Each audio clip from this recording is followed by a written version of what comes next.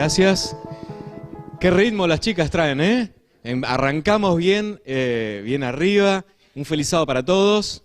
No voy a hacer el viejo chiste, Anita, de que hace de cuántos años, pero hace unos cuantos años y me parece que vos conociste creo que tendría un año ahí, Camila, que ahora tiene casi 18, así que más o menos. Pero bueno.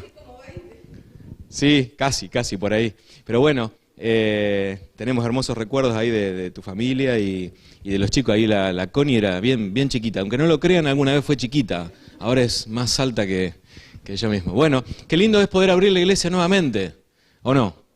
Qué lindo, y a ustedes también que están allí, les enviamos un abrazo. Recién puse un comentario en YouTube.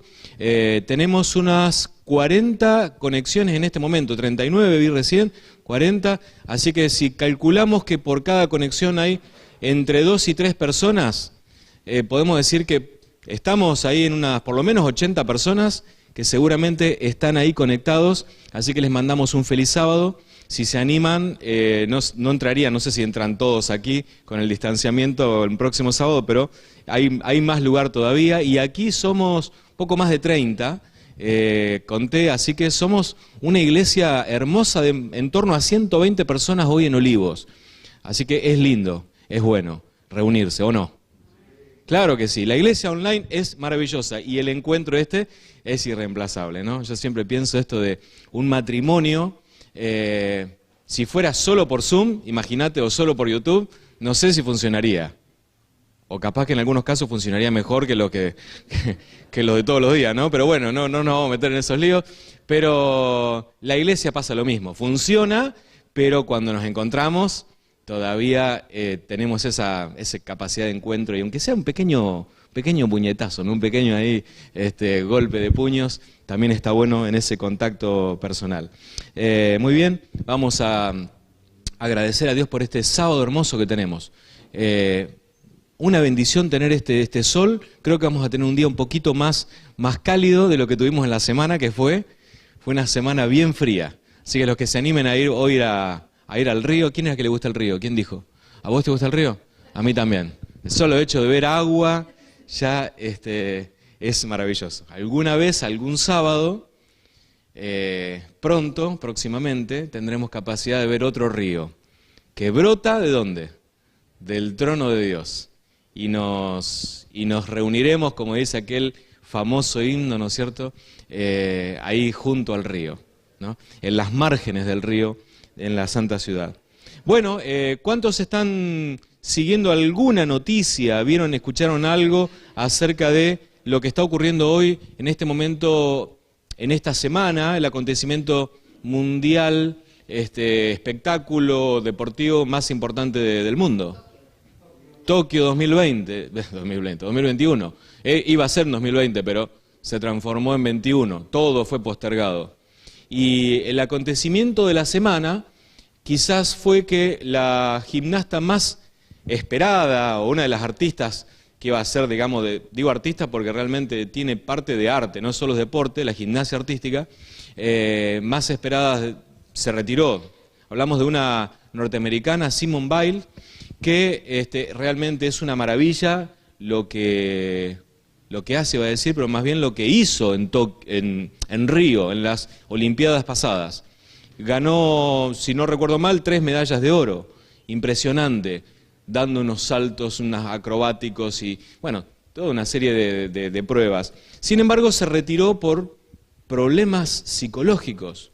La pandemia nos pegó a todos, no solamente la pandemia, ella seguramente otras cosas, pero realmente era la atleta esperada.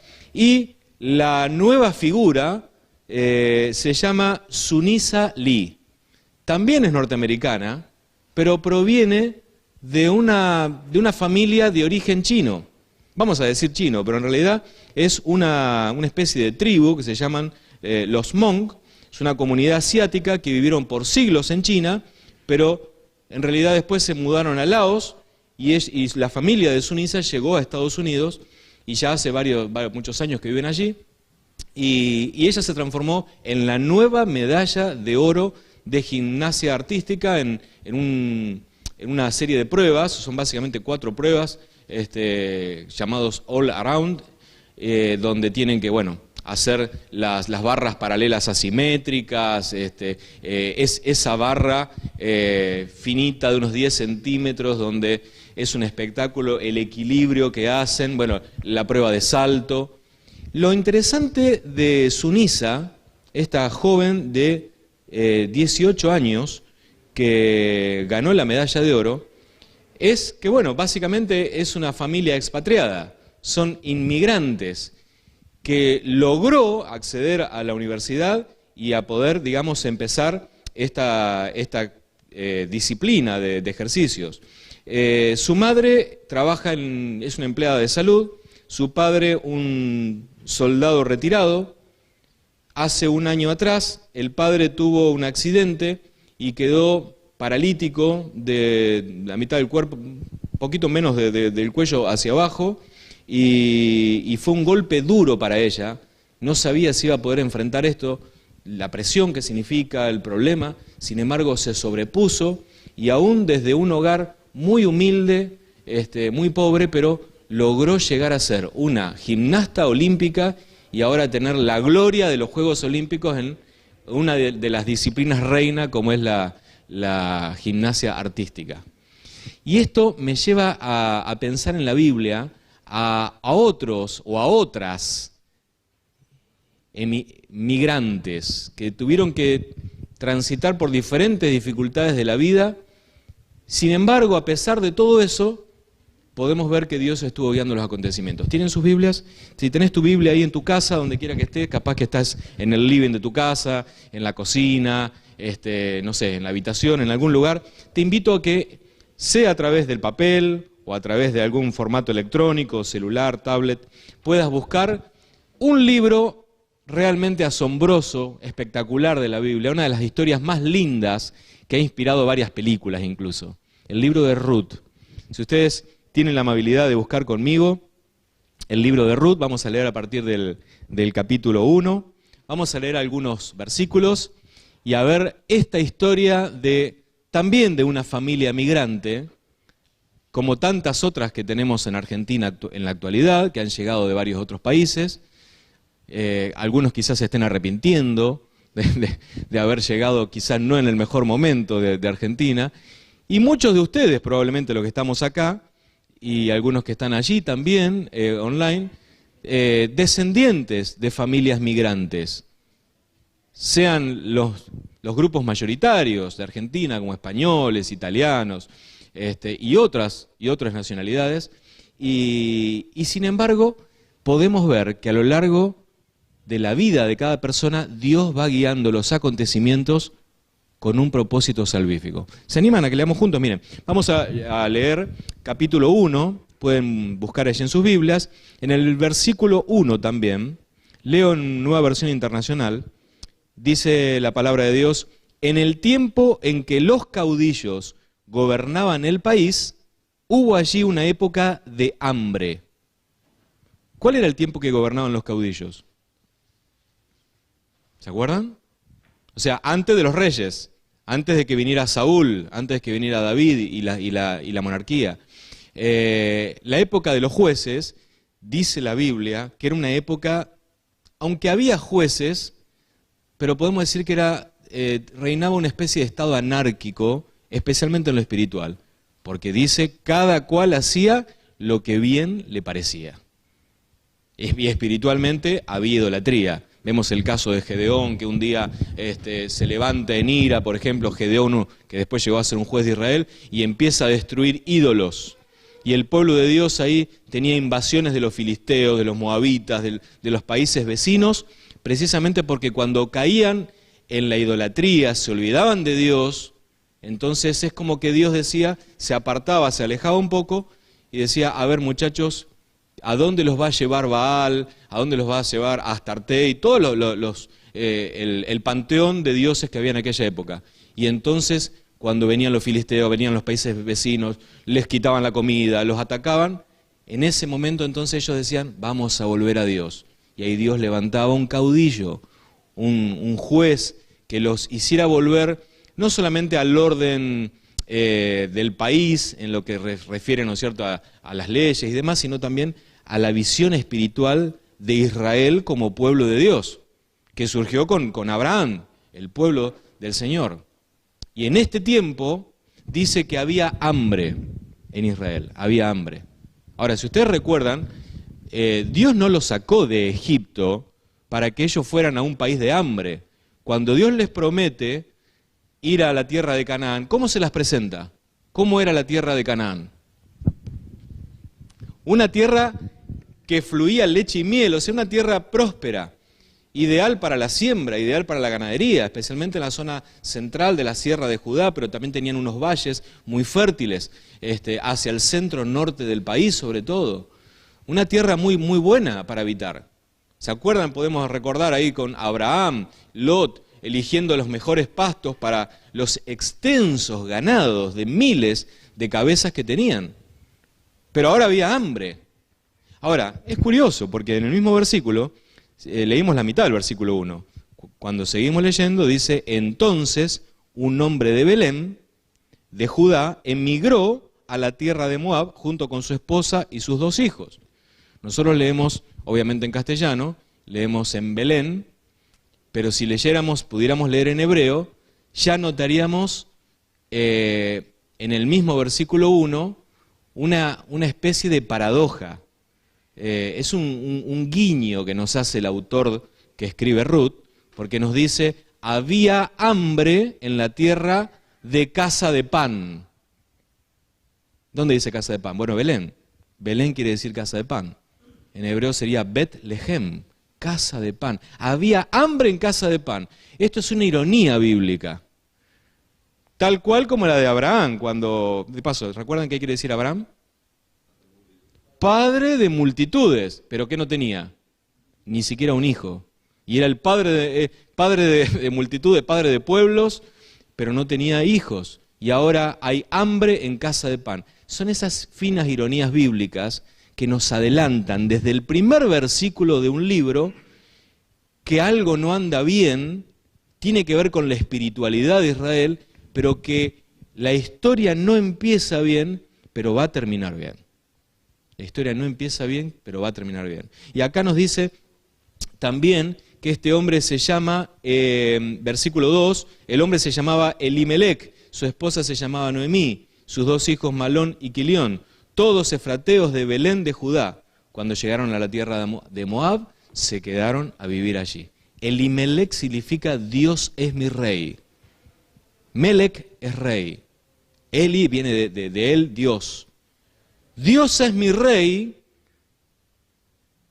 un nombre bien judío, un nombre bien hebreo. Dios es mi rey, no es un nombre que da idea a paganismo, a como otros que tenían el nombre de sus dioses. No, Dios es mi rey. Tiene que ir a la tierra de Moab, enemigos de Israel. ¿De dónde venían los moabitas? Bueno, eran una especie de primos lejanos, porque los moabitas descendían de Lot, y de una de las hijas de Lot.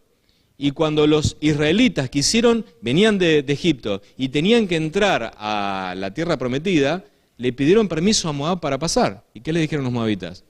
Por acá no pero te vamos a pagar la comida, el agua, no vas a pasar. Así que hubo un conflicto, hubo una guerra. O sea que los moabitas no eran muy amigos de los israelitas. Pero Dios es mi rey, que se llamaba Elimelec, se olvida un poco de que Dios es el rey y se va a un país vecino a buscar comida cuando Dios los había llevado a esa tierra, porque esa era la tierra de leche y miel. O sea, hay una crisis en Israel. Y bueno, tienen 2 hijos en matrimonio, junto con Noemí, que significa dulce, hermosa. Y tienen Malón, Quilión. El nombre de los hijos también demuestra de que no habían sido bien alimentados.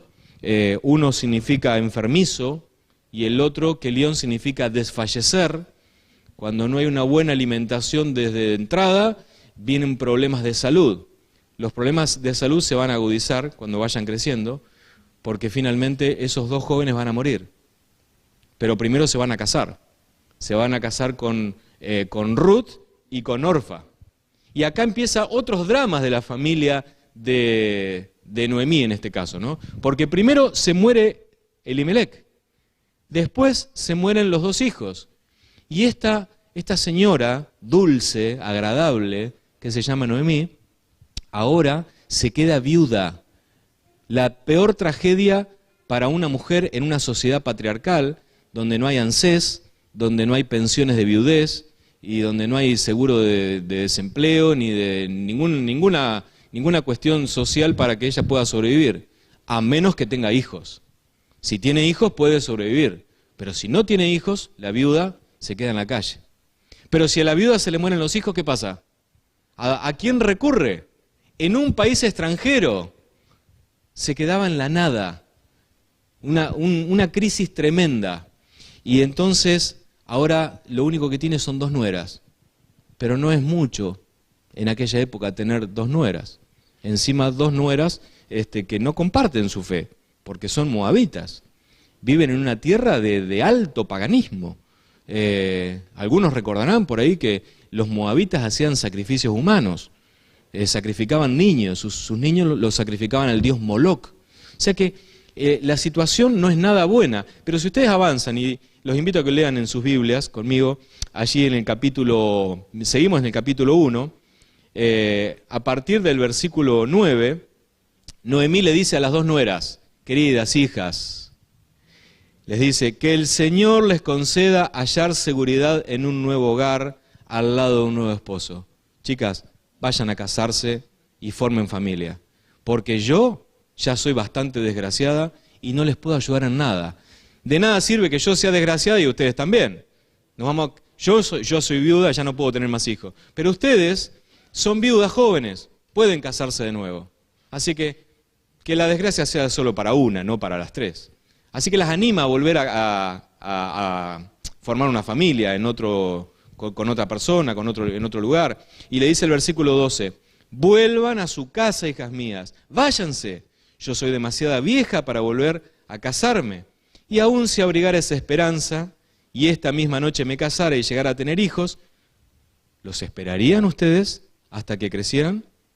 Pero sigue diciendo, no, hijas mías, mi amargura es mayor que la de ustedes. Y miren esta parte lo que dice ahora Noemí, esta mujer dulce y agradable. Dice, la mano del Señor se ha levantado contra mí. Hay muchas personas hoy que dicen, la mano del Señor se ha levantado contra mí. Hay personas que creen que Dios está en contra, que no tienen suerte, que son desgraciados, que Dios se ha olvidado de ellos. En realidad, siempre que nos pasa alguna cosa mala, uno no puede dejar de pensar, ¿y por qué Dios lo permite?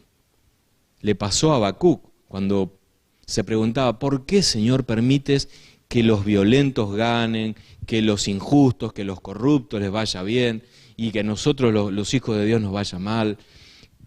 ¿Qué pensamientos pasan por la cabeza de un cristiano cuando perdemos a un ser querido?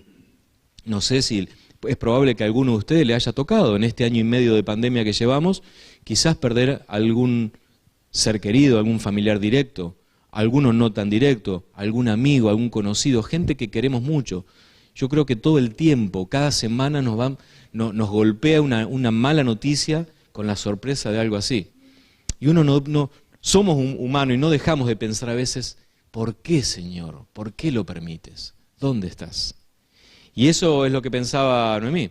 Ella pensaba que Dios estaba contra ella. Y en el versículo 14 dice que una vez más alzaron la voz deshechas en llanto. Orfa y Ruth, las dos, las nueras. Luego Orfa se despidió de su suegra con un beso, pero Ruth se aferró a ella. Y ahora viene la protagonista principal del libro. Ruth se aferra a Noemí y le dice que no la iba a dejar, pero Noemí vuelve a la carga e insiste. Y le dice en el versículo 15 algo que nos sorprende. Noten lo que dice Noemí. Tu cuñada se vuelve a tu pueblo y a sus dioses. ¿Tu cuñada se vuelve a dónde, dice? A su pueblo y a qué más. Porque volver a la familia no era solamente, decía, me voy con mis padres a ver si me consiguen algún otro marido. No, era, me vuelvo con mis dioses. Volver a la religión pagana y a la religión que imperaba en Moab. Y lo asombroso que encontramos acá es que Noemí debería haberle dicho otra cosa. Pero la frase no termina como quizás vos o yo le hubiéramos dicho o como pensamos que debería terminar. ¿Qué debería haberle dicho una persona que conocía al verdadero Dios creador del mundo, del universo, al Dios de Israel, que levantó una nación para cumplir la promesa, el pacto? Estudiamos en la escuela sabática del trimestre pasado. ¿Qué debería haberle dicho una madre de Israel a una nuera? ¿Qué le debería haber dicho? No, venite conmigo a Israel. Ya has conocido al verdadero Dios. No vuelvas a ser un idólatra, a adorar piedras, a adorar ídolos que no te pueden escuchar, no te van a ver. Pero Noemí está tan desahuciada de Dios que le dice, vuélvete tú también con ella. Tu cuñada se fue con sus dioses y su familia, volvete con ella, casate, andad, volvete con tus dioses, capaz que te escucha más que el mío. Noemí ha perdido la fe. Yo no sé si perdiste la fe en la pandemia, seguramente no, porque si no, no estarías acá en la iglesia o quizás no estarías en esta conexión. Pero hay muchas personas que han perdido la fe. En realidad, estamos viviendo en una especie de sociedad post-cristiana que se ha visto en Estados Unidos, en Europa, hace ya varias décadas que va avanzando, y en Latinoamérica, y en países como Argentina, Uruguay, cada vez se ve más. Una sociedad de agnósticos, donde si Dios existe, ¿a mí qué? Y si no existe, también. O sea, indiferencia total de Dios, ateísmo militante, ateísmo no solamente yo no creo en Dios, yo no creo en Dios y quiero que vos también no creas. Y te voy a dar las razones para que vos no creas en Dios. Es una sociedad post-cristiana. Y en esta sociedad donde estamos siendo bombardeados desde la escuela, con el evolucionismo y con tantas filosofías contrarias a las creencias bíblicas, al pensamiento que tenemos, algunas veces el enemigo te tienta a decir, ¿y dónde está tu Dios? Noemí, ¿dónde está tu Dios? Mirá, tuviste que emigrar a un país vecino a buscar comida, perdiste a tu marido, perdiste a tus 2 hijos, ahora capaz que una de las nueras te está dejando. ¿Dónde está tu Dios? Y en el versículo 16, Ruth le responde a su suegra, Noemí. Le dice, no insistas en que te abandone o en que me separe de ti, porque iré a donde tú vayas y viviré donde tú vivas. Tu pueblo será mi pueblo y tu Dios será mi Dios. Tremenda frase bíblica, quizás la frase más importante del libro de Ruth. Ha sido versículo de memoria, de lecciones de escuela sabática, título de folletos de escuela sabática. Tu Dios será mi Dios, tu pueblo será mi pueblo. Y en esta elección que hace Ruth, no solamente está quedándose con su suegra, está quedándose con el Dios verdadero. Es una declaración de fe en Dios ante todo. Es una conversión al Dios verdadero. Quizás una de las conversiones más extraordinarias de la Biblia. Podemos decir la de Rahab. La de Rahab fue fantástico, ¿no? Aquella prostituta de Jericó que se integró al pueblo de Dios, el cordón rojo. Fantástico, ¿no? Todo eso ya vemos a Cristo ahí. Pero ahora la de Ruth quizás sea mayor, porque ahora Ruth misma dice, yo acepto al Dios verdadero. ¿Solo por eso? ¿Solo porque dijo eso? Bueno, incluso como dice, miren, de 17. Moriré donde tú mueras, allí seré sepultada. Que me castigue el Señor con toda severidad si me separa de ti algo que no sea la muerte.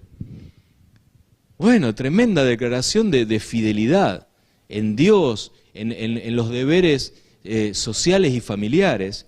Tal es así que tiempo más adelante, cuando ustedes conocen la historia, cuando se encuentra con vos, si tienen ahí en el capítulo 2, versículo 11, cuando vos se encuentra con Ruth, reconoce este gesto de Ruth y le dice en el versículo 11, ya me han contado, le respondió vos, todo lo que has hecho por tu suegra, desde que murió tu esposo, cómo dejaste a tu padre y madre y la tierra donde naciste, y viniste a vivir con un pueblo que antes no conocías. O sea, ya esto se había hecho conocido. Y entonces dice el versículo 12, que el Señor te recompense por lo que has hecho, que el Señor Dios de Israel, y ahora miren lo que dice, bajo cuyas alas has venido a refugiarte, te lo pague con creces. ¿A dónde se había ido a refugiar Ruth? ¿Solamente por la suegra era? No, se había ido a refugiar bajo las alas del Dios Todopoderoso. ¿Se acuerdan? ¿Hay alguna parte de la Biblia donde habla de las alas de Dios? Salmo 91. ¿Qué dice el Salmo 91? ¿Te acordás? Claro. No sé si te escuchan, pero yo veo, el que habita bajo el abrigo del Altísimo morará bajo la sombra del Omnipotente. Y luego dice más adelante, debajo de sus alas, escudo y adarga de su verdad, debajo de sus alas estarás seguro. En el medio de la pandemia estarás seguro, aún bajo las alas de Dios. Aunque te toque, nos tocó varios, ¿no? Como Caroline, que recién llegó, charlamos en la entrada, varios de nosotros ya tuvimos COVID, y aunque mis queridos hermanos nos tocara pasar, incluso por la experiencia de la muerte, ¿y dónde está Dios? Si finalmente hasta nos podemos morir, ¿dónde está Dios? Pero la Biblia dice que Dios no es Dios de muertos, sino de vivos. Porque toda aquella persona que ha aceptado a Cristo como su Salvador personal, su nombre queda escrito ¿dónde? En el libro de la vida, y aunque la persona muera y descanse hasta el día de la resurrección, esa persona para Dios está viva, porque su nombre está escrito en el libro de la vida. Y cuando Cristo vuelve, ¿qué hace que el Señor? Con voz de trompeta va a resucitar a los muertos, y los muertos en Cristo se levantarán. Entonces, ni la pandemia te puede separar de las alas de Dios, porque aquel que se refugia en las alas del Señor, como hizo esta joven Ruth, entonces se está refugiando en las alas del Todopoderoso. Y así declara finalmente Noemí. Pero miren, vamos a leer capítulo 1, versículo 18. Finalmente dice que Noemí no insiste más. Ruth se va con ella ¿vuelven a dónde? A Belén, a casa de pan. Y de paso, acá hay un guiño también de la Biblia. No está el nombre de Jesús en Ruth, pero Jesús está en Ruth. Porque en el primer versículo nos dice que Elimelech y su familia vivían en Belén. Y cuando uno piensa en Belén, ¿en quién pensás? ¿Quién nace en Belén? Jesús. ¿A dónde vuelven ellas después de venir de Moab, del paganismo, de aquella tierra? Vuelven a refugiarse en casa de pan, en Belén. Porque en Belén nacerá el pan de vida. Jesucristo nacerá en Belén. No solo para alimentar a ellos, sino para darnos alimento a todos, a toda la humanidad. Porque Jesús vino para salvar a todo el mundo, a todos los que crean en Él. Es el Señor maravilloso. Y miren lo que dice después, en el versículo 20, de paso, el versículo 19 dice que hubo gran conmoción en el pueblo porque las mujeres veían a Dulce, agradable. ¿Quién era Dulce, agradable? Noemí. La vieron demacrada, la vieron viejita, la vieron que ya volvía triste, amargada, deprimida, descreída de Dios, peleada con Dios. Y hubo gran conmoción y decían, ¿no es esta Dulce agradable? ¿No es esta Noemí? Se preguntaban las mujeres del pueblo. No quiero decir que acá había algunas chismosas, ¿no? Pero yo creo que también hasta los hombres del pueblo se preguntarían lo mismo. Dice las mujeres del pueblo, pero dice más adelante, dice que ella decía, ya no me llamen Noemí, Dulce agradable. ¿Por qué? Ahora llámenme Mara. ¿Y qué significa Mara? Amarga. Ahora soy una mujer amarga. Esa es mi definición. Estoy amargada. ¿Por qué estaba amargada? Miren lo que dice. Porque el Shaddai, el Todopoderoso, me ha colmado mi vida de amargura. Me fui con las manos llenas. Claro, con los 2 hijos. Pero el Señor me ha hecho volver sin nada. ¿Dios la había hecho volver sin nada? Yo si fuera Ruth me hubiera enojado. Escúchame. Noemí, a ver, dejé mi familia, dejé todo, y ahora vine con vos y me decís nada. Soy nada para vos, no significo nada para vos. Y menciona otra vez, ¿no? Ella dice, ¿por qué me llaman Noemí si me ha afligido el Señor? Si me ha hecho desdichada, otra vez. 2 veces menciona la palabra El Shaddai, que es el nombre de Dios para decir Dios Todopoderoso. Y se contradice, porque si Dios es todopoderoso, no hay nada que Él no pueda hacer. Y Noemí sigue con su amargura. Cuidado, querido hermano, querida hermana, con la amargura. Porque aunque la persona que es amarga, que es Mara, aunque tenga bendiciones y aunque tenga techo, aunque anoche no durmió en la calle, aunque haya desayunado y ahora volvamos a casa y tengamos almuerzo, y aunque tengamos familia y aunque no tengamos quizás familia, pero quizás tenemos seres queridos, tenemos amigos, hay gente que nos quiere, que nos aprecia, el amargo ve todo en la vida, ¿no?, con los lentes de lo negro, de la amargura, de la tristeza. Y aún las bendiciones no las logra ver, sino que ve todo malo, todo negativo. ¿Cómo estás viendo la vida vos? Pero gano poco, pero no me aumentan, pero no me alcanza. ¿Pero tenés para comer? Y hacé como Pablo. Sé vivir en la abundancia, sé vivir en la pobreza, con todo y en todo, por todo estoy finalmente contento, que sería la palabra, el contentamiento, ¿no? Por ejemplo, he perdido seres queridos, sí, pero también tengo seres queridos, vivos, tengo gente que le quiere. Y bueno, pero, y así, ¿no? Podemos ver siempre lo positivo.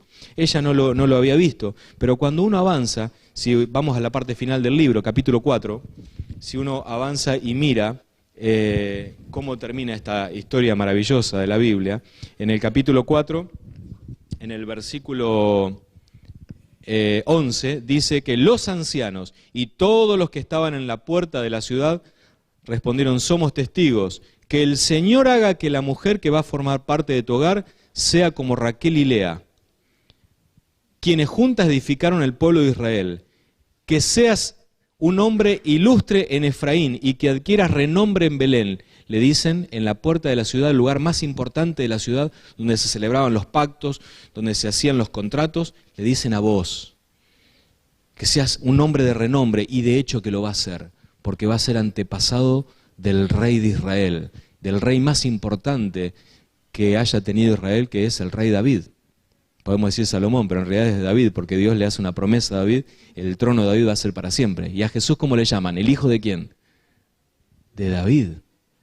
Y finalmente este hombre va a ser el antepasado del mismo Salvador del mundo, el propio Señor Jesucristo. Y miren un poquito más adelante, dice que, versículo 13, así que Booz tomó a Ruth y se casó con ella. Cuando se unieron, el Señor, Dios, les concedió quedar embarazada, de modo que tuvo un hijo. Ahora Ruth tiene un hijo. Ahora esa historia que venía de crisis en crisis en el capítulo 1 empieza a terminar bien, porque ahora ya tienen un hijo, y ese hijo no solamente va a ser la salvaguarda, va a ser el hijo de alguna manera de Noemí, por la ley del reemplazo, la ley de la redención que existía en aquella época, sino que va a ser también, ¿no es cierto?, el abuelo de David. Y dice también,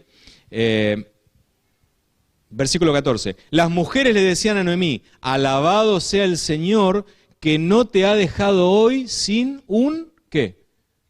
Sin un redentor.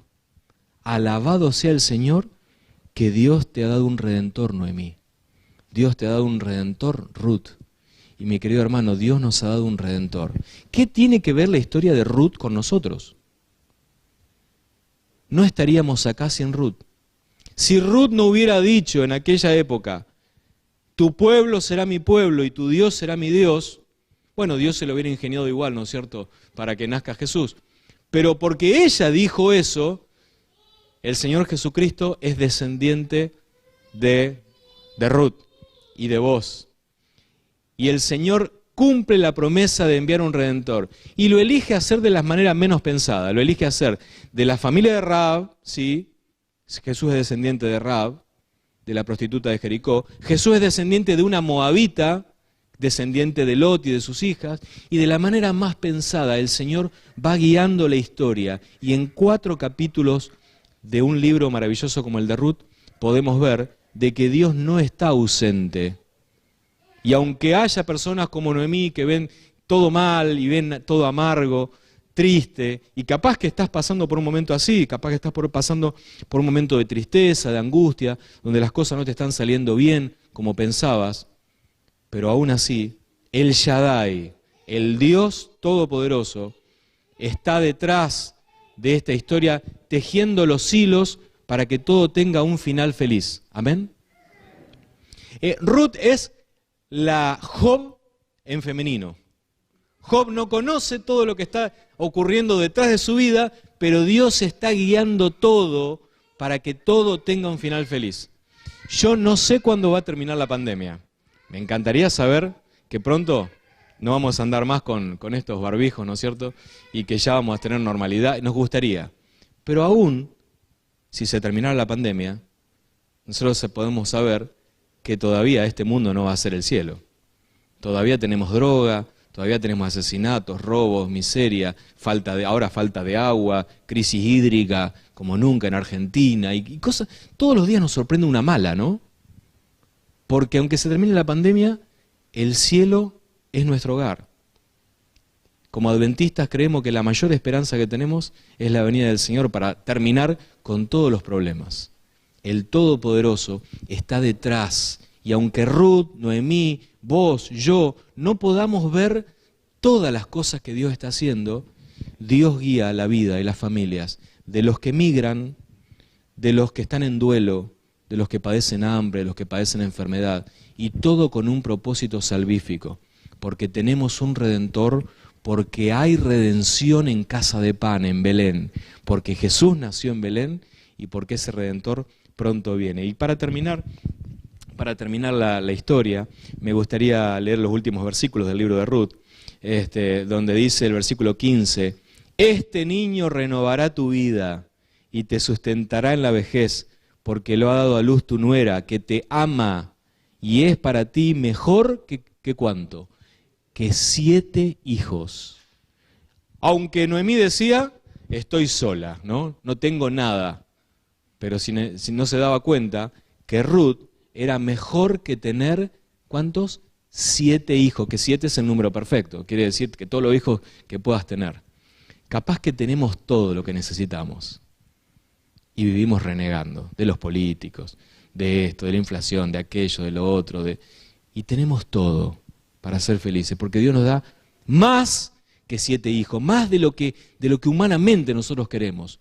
Pero nosotros no alcanzamos a ver las bendiciones. Yo te invito, en el nombre del Señor, a que hoy puedas agradecer por lo que tenemos, por las bondades de Dios, y aún que podamos agradecer por las oraciones que todavía no están respondidas, aquellas que están camino a ser respondidas. Aunque no alcances a ver el fin desde el principio, aunque no alcances a ver lo que está pasando en tu vida, te invito a que tengas fe. Esa fidelidad que la salvó a Ruth, ¿no? Al decir, tu pueblo será mi pueblo y tu Dios será mi Dios. En el medio del momento más triste de tu vida, decile a Dios, no te voy a abandonar. Tú vas a ser mi Dios. En medio de esta sociedad pagana, idólatra, agnóstica, atea, no voy a aflojar. Dios va a ser mi Dios hasta el día en que vea que los cielos se abren y que vea aquella nube pequeña que se va acercando y que es el mismo Señor Jesucristo rodeado de ángeles. Hasta ese día no voy a aflojar ni un sábado, ni una semana, ni un día. No voy a abandonar al Shaddai, al Dios Todopoderoso. Y algún próximo sábado no vamos a venir a Alberdi, 16:25, no vamos a buscar el canal Olivos TV, sino que algún día nos vamos a encontrar, no en el Río de la Plata, en el Vial Costero ahí, sino que nos vamos a encontrar junto al río de la vida. Y cuando miremos para atrás, habrán pasado las pestes, las hambres, las pandemias, las tristezas, los duelos, las amarguras, y ahora veremos todo, ahora sí, con otras lentes, con otro cristal, y será el cristal del cielo. y veremos calles de oro, mar de cristal, veremos los ángeles, veremos al propio Jesús, sacaremos nuestras coronas, las pondremos a sus pies y le diremos al único y verdadero Dios, al que es, al que era y al que ha de venir, al que es por los siglos de los siglos, y bajo cual en este cielo no hay otro nombre que podamos ser salvos. Le diremos que la gloria y la honra sea para siempre con Él. Mis hermanos, no aflojemos. Hasta ese momento y hasta ese día, mantengámonos firmes. El Señor viene pronto. Maranata.